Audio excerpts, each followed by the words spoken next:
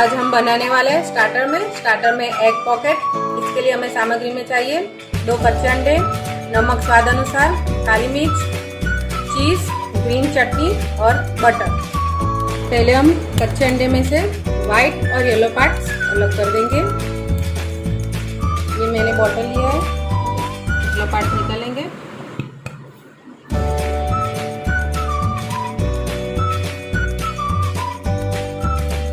स्वाद अनुसार नमक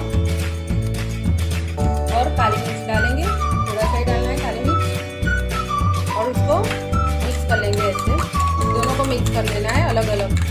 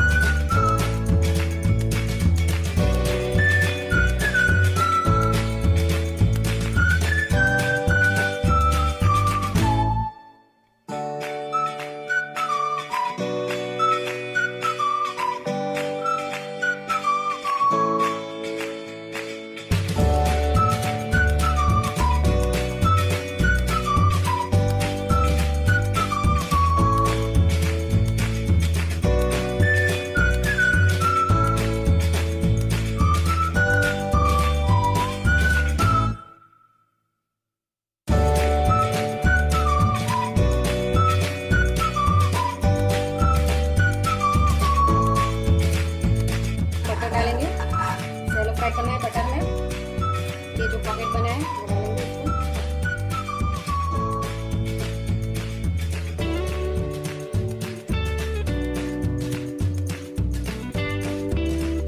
गोल्डन ब्राउन हो गया है, इसको हम प्लेटिंग के लिए प्लेट में निकाल लेंगे। ये देखिए, तो आप हम ग्रेवी में भी खा सकते हो, ग्रेवी में बनाकर भी।